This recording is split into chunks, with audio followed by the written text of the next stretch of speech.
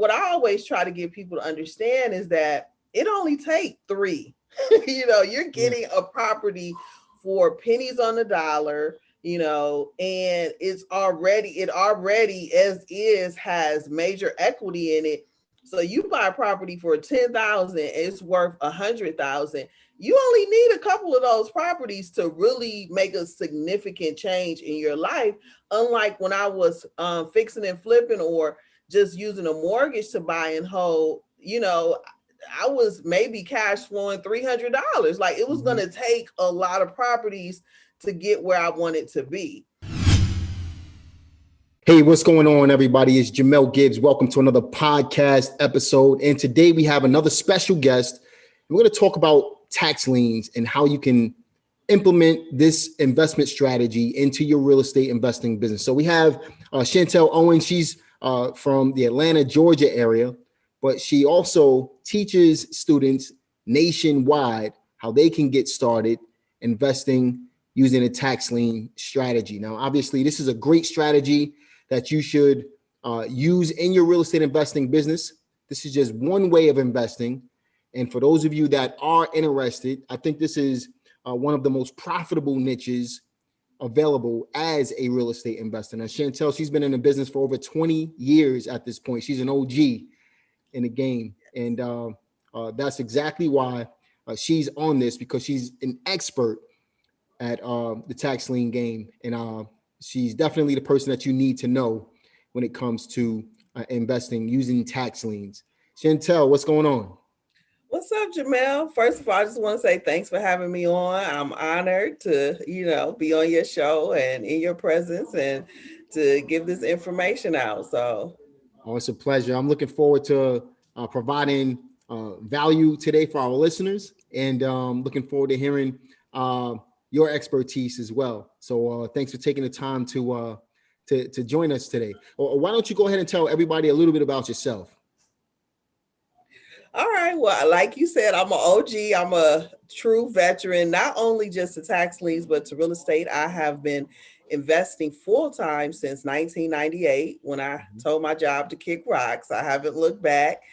And I fell into the tax lien niche because during my second market crash in 2007, I had a property that went into the tax sale and really looked at that strategy for what it was and really just haven't wanted to change strategy since that time. So tax liens have provided or helped me to create wealth, not only for myself, but for generations to come. And it was a lot easier than all the methods I had tried before that time. So I'm fairly spoiled with tax liens. Got you. So you started off looking into, I guess you call it traditional real estate investing, and tax liens just kind of stood out to you. Is that the case? Yeah. So originally, funny story, I started as a credit investor or a credit lender. I allowed people to use my credit to invest in real estate.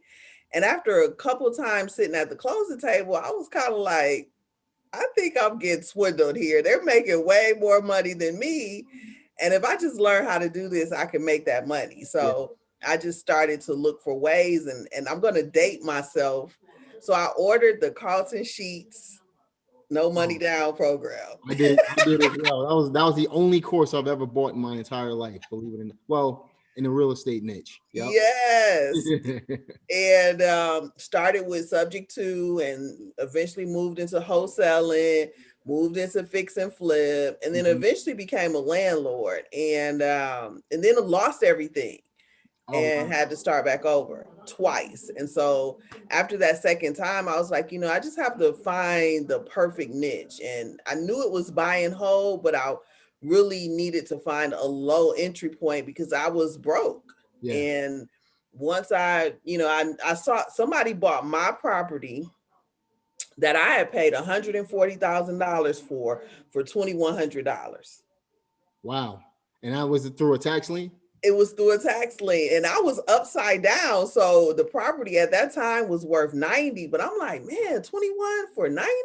Yeah. I got to figure this out. And so I spent a significant amount of time learning tax liens and just haven't looked back since then. So was it an easy transition into the tax lien business, coming from traditional real estate investing? Absolutely not. And that's really kind of a critical mistake that a lot of people make. So tax liens is like a foreign language. So, you may speak Spanish, but it's similar to Italian, but you still have to learn Italian. Yeah. So you have a foundation if you're into real estate, but it's still totally different. But it's so worth it. Gotcha. There's a lot of legalese that you have to understand in making your everyday decisions.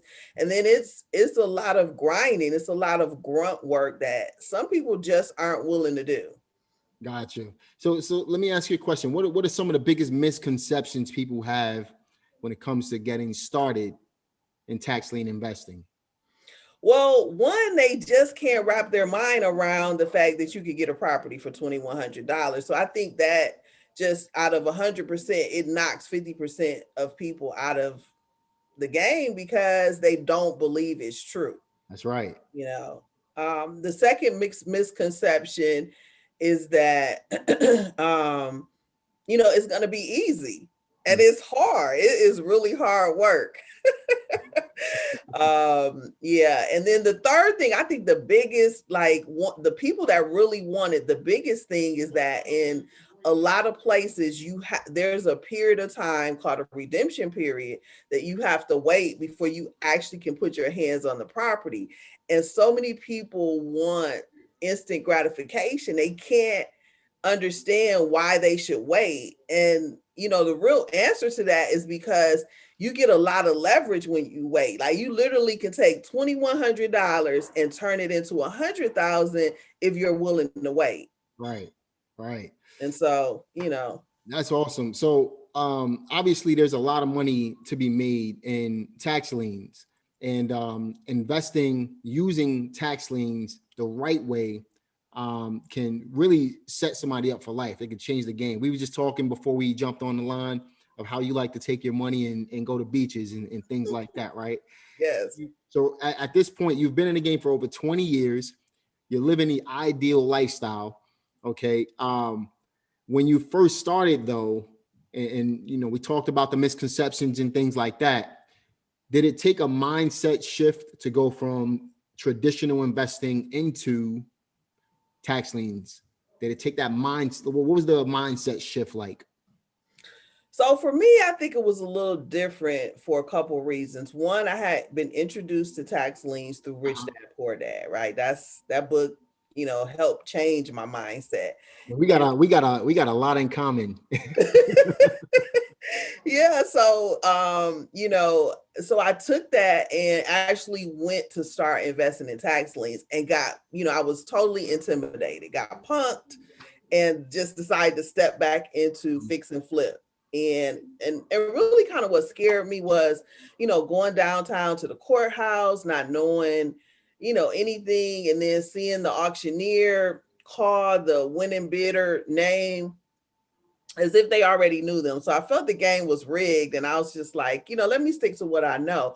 But then having my property fall into the tax sale, it really just opened my eyes because the person who purchased my property was just like me. She was my same age, she was an African-American female.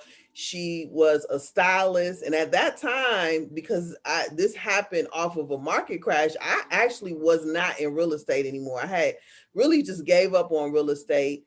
And I had became a barber just so I could survive, Man, right? Chantel, let me stop you right there.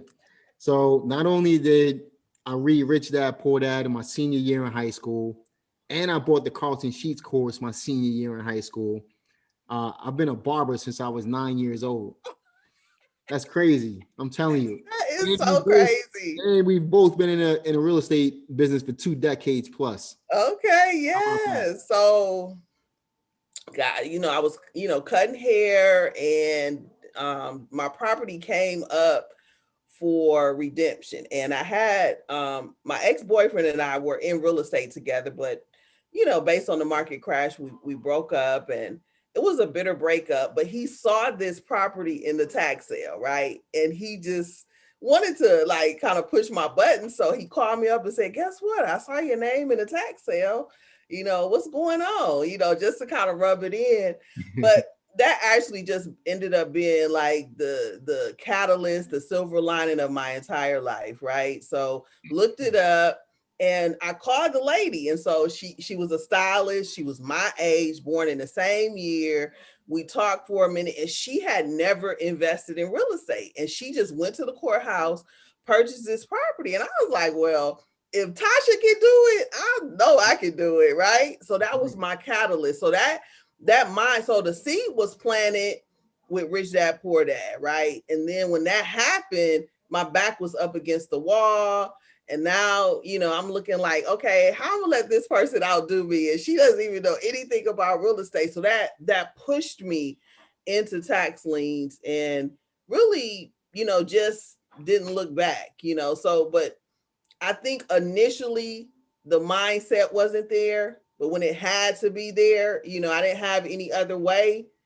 That's when my mindset, really clicked in. When your back was up against the wall, right? Yes. I think I do my best work, unfortunately, when my back is up against the wall. That's kind of funny. I work best when I'm under pressure as well. I don't like to wait to the last minute to get things done, but unfortunately, sometimes that's just the way it happens. Yeah. I do my very best when I'm under pressure. So I get it. You know what I mean? I grew up in a pressurized environment. So yeah. Understood. So if we're talking to newbie real estate investors right now, what are some of the obstacles that they're going to face? Even if they're not newbies, but they're looking to get involved in tax lien investing. What are some of the things that they're going to face when getting started? So they're going to have to compete with long pockets, right? And this is what I specialize in, is showing people how to compete with what we call the big boys, right? People who are on the courthouse steps, they have a trust fund, or they working for a hedge fund, or whatever the case, their pockets are longer than yours. So you're going to face that, and really being able to understand that you're going to have to take a lot of defeat. Out of 12 times that I go to, like if I go every month, 12 months in a year, I may win 3 to 4 times. Most people can't withstand that type of loss, like especially if it happens straight and you got to wait to the end of the year to get your 3. A lot of people are like, this is too much work. It's never going to happen. I'm always getting outbid. And what I always try to get people to understand is that it only takes 3. You're getting a property for pennies on the dollar, and it already as is has major equity in it. So you buy a property for 10,000, it's worth 100,000. You only need a couple of those properties to really make a significant change in your life. Unlike when I was fixing and flipping, or just using a mortgage to buy and hold, I was maybe cash flowing $300. Like it was going to take a lot of properties to get where I wanted to be.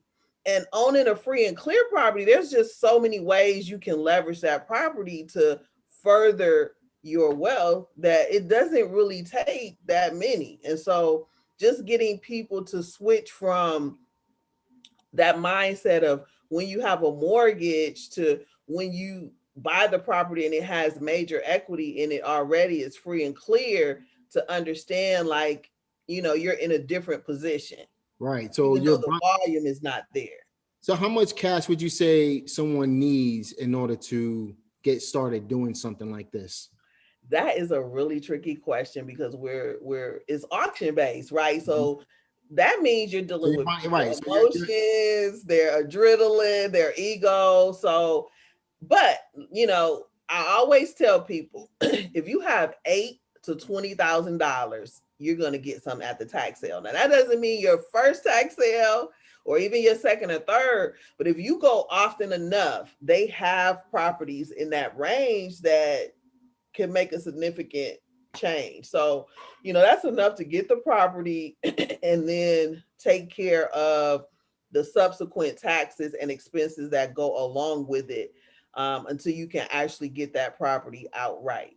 So you're basically buying these houses. Let's just say, for example, you're buying them down at the auction, right? At the courthouse steps, Yes. right? And then what you're doing, you have $8,000 to $20,000 to purchase. So if someone goes to the tax auction with 20 grand, they should be able to get $100,000 property and have about 80,000 in equity at that point. Yeah, and that's tricky because I don't want to make that promise Yeah, to I people. understand. And then, they like, you said, because I've had like so many people do that. I'm like, listen, nah, I'm telling you that it's a high probability. I'm not saying it's auction, so you never know what's going to happen. Right, But if right. you go significant amount of times, then yes. But also I always tell people, don't sleep on the properties that you could get for 2,000, 3,000 that may be worth 40,000, 50,000, because one, those properties cash flow in rentals, and two, I have at least 4 properties that I bought in a really hot zip code in Atlanta, 30032, which is Decatur, that nobody wanted to touch that area.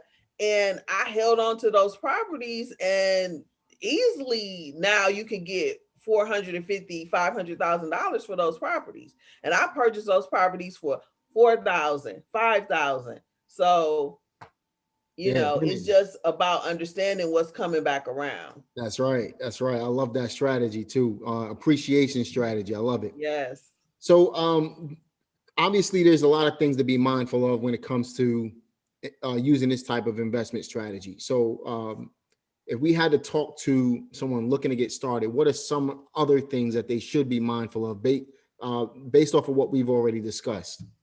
So there are some pitfalls, and I urge anybody who wants to invest in tax liens to educate yourself. At the time I got into tax lien investing, there was really nobody out here teaching tax liens, especially not to us. And I had to bump my head and lost a lot of money doing so. So one pitfall is that you definitely want to go see the properties. Like, you can't just use Google and think that that's the condition of the property. So you want to go see the properties, and you want to make sure that the property that you're buying, that that's the property that's being sold. Because with tax lien properties, they sell any and everything. They sell mobile homes, commercial buildings, they sell strips of land, like a little bitty piece of land that you can't even do anything with. They sell lots that don't have an easement. They sell lots that are in the backyard of somebody's property that you're never going to be able to set foot on that lot. So really understanding that. And then the third thing is understanding the legal information of tax liens, because whether you're buying a tax lien certificate, a tax deed, or a redeemable deed, there's a whole slew of legal information that you have to understand of what happens next in order to have a marketable title. Right. Totally makes a lot of sense. So if we had to give our listeners soup to nuts, like let's give them a step-by-step process on how to go from where they are right now to where they want to go. Let's say they want to get their first tax lien. Let's talk about some of the things that they might need. Let's talk about what would they do next once they, have a clear understanding. Let's talk about some of this stuff. What would be let's say give them a 3 to 5 step process. Okay. How would they go about doing this? Well, first I just want to lead with what not to do, because that's really crucial in tax liens. Don't just show up at the tax sale and start bidding. I see so many people do that, and it's, just throwing away hundreds of $1,000s. Don't do that, please. So I would say the first thing is to invest in yourself, invest in your education. If you're a DIYer like I was, you can do that, but it's going to take you some time to get up to speed on how to invest. So really, I would say if you want to shortcut that process, is invest in yourself a mentor, a course that can really teach you how to invest in tax liens. So from there, then you're going to focus on your due diligence. So it takes a ton of research that goes into tax lien properties, and the list may be between 10 to 1,000 properties. And so you want to do a significant amount of research on enough properties so that when you get to auction and you're competing against people, you have researched so much that it's putting you in the top 5% of bidders because you've knocked everybody else out the way because they're not willing to do that much research, right? So you want to do your due diligence. So that includes your desktop due diligence. You go out into the field and look at the properties, and then you come back and finish your due diligence. And I always tell people, you have to set a maximum bid. You can't just go to the auction and bid. You have to know, based on several different types of formulas that we teach people, whether you're going to buy and hold, fix and flip, or you're just trying to gain a certain rate of return. Then those are 3 different formulas. And most people always know the one fix and flip formula. And then when they get to auction, they're wondering why somebody is willing to pay a higher price for a property. Well, they probably are a buy and hold investor, and they're looking way long term. They're not looking short term. Right, exactly. Understanding that, and then going to auction and being able to bid, and really knowing what happens after you win a property. Because some people think that you can't insure a tax lien property. I'm like, what? You better put some insurance on that property. Yep. So just, that would be, the steps, invest in your education, understand how to do your due diligence, make sure you have a max bid, win the property, and then make sure that you're protecting your investment. That's right. I love that. I love that sequence too. A lot of people, overcomplicate what can be done in this business. If you keep it really simple, do your research, know what you're bidding on. Like Chantelle said, do your due diligence on a property. Go to the property, look in the windows. You probably can't get in most of the time, but you can at least get an idea of the type of condition that the property is in. Know how much money you're going to put into the property. I use the square footage approach when we do that.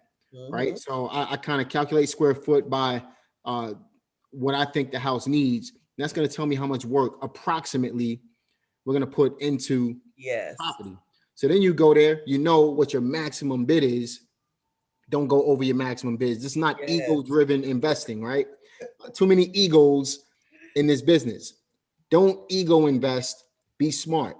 You don't have to get every single cherry that falls from the tree, every apple that falls from the tree. You get the ones that will fall into your lap. Like Chantelle said, if you just get 3 during the course of the year, 2 will change your entire trajectory of what you're looking at in your real estate investing business. It's simple, guys. Step 1, do your research, do your homework. Chantelle talked about education. We'll talk about that in just a moment.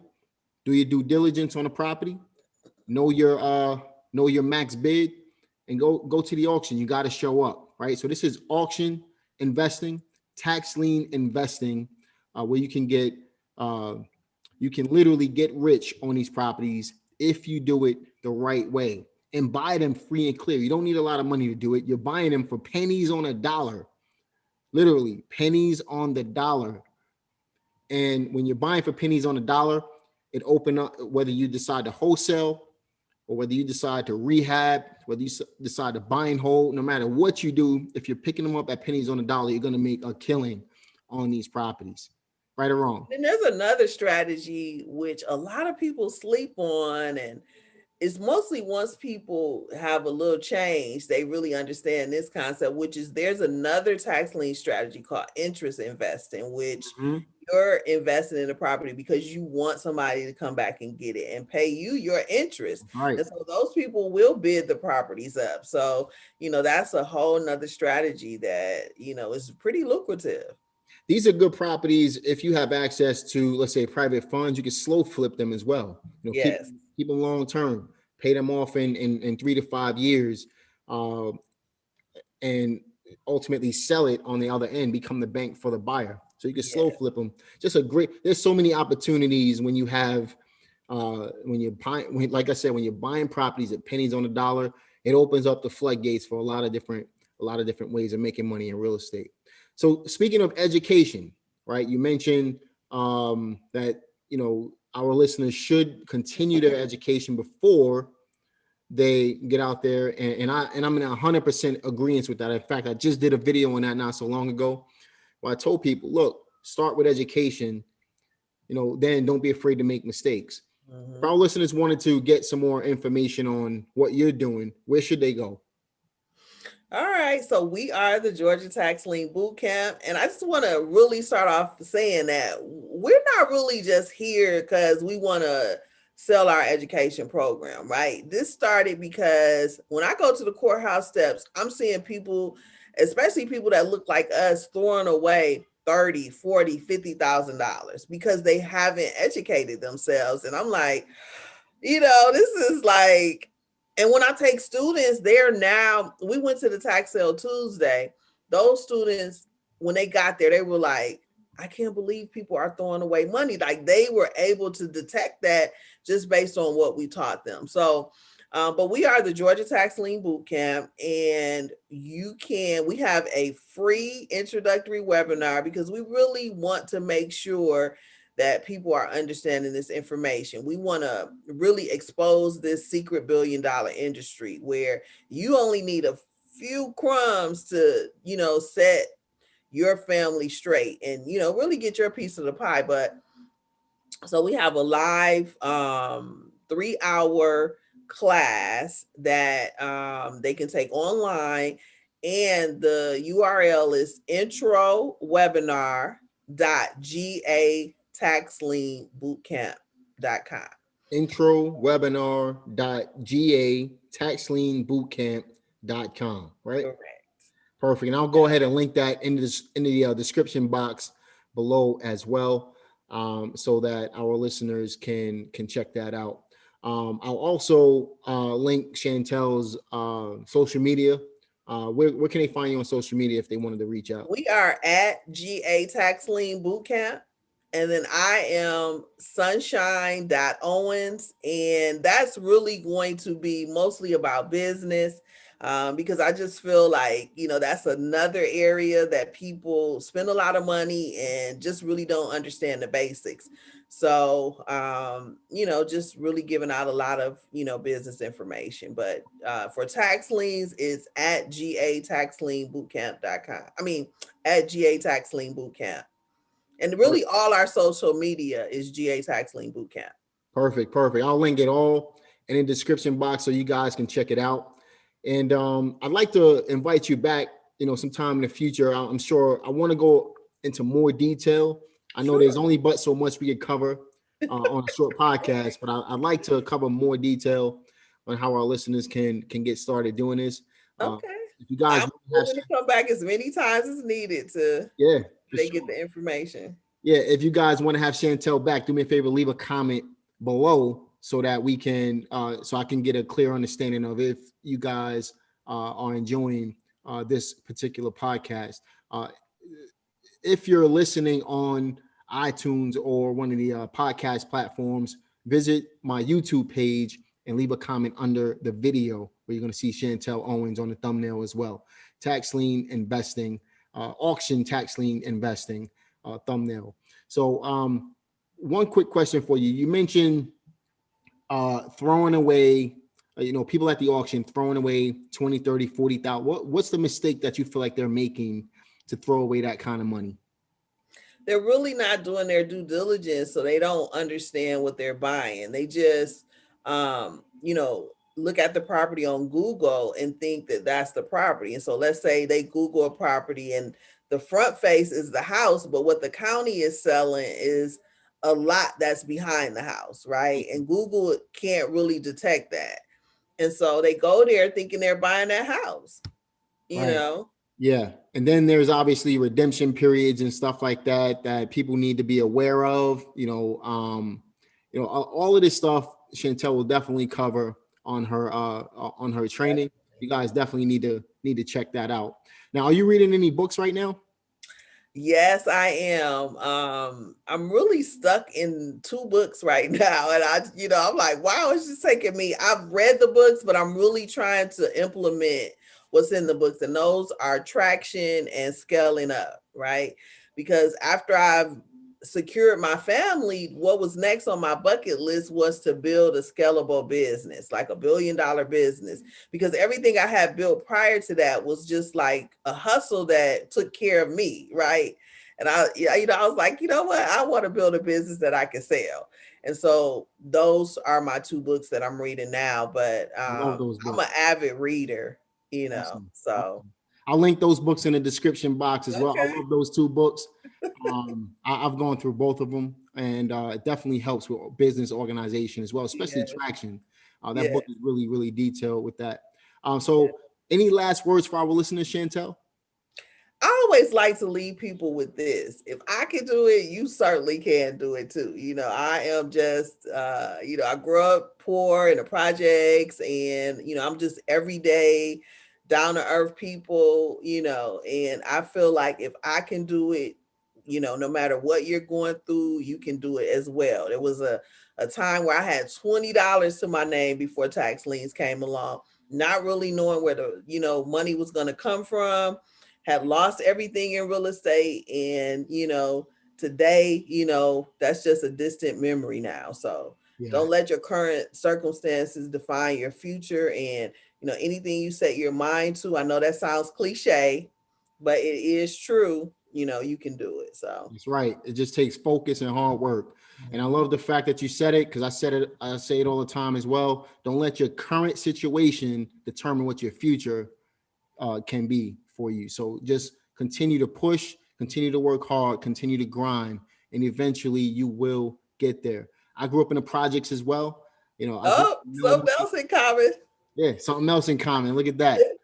I lost everything in real estate back in 2008. I went bankrupt myself, but I made it out too.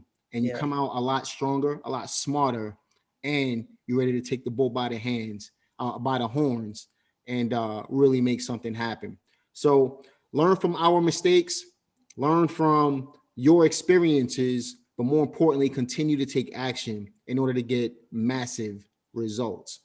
Listen, it's been a pleasure having you guys today. Like this video, subscribe to this channel. If you're on YouTube, leave a comment, and I'll talk to you guys on the next one. Take care.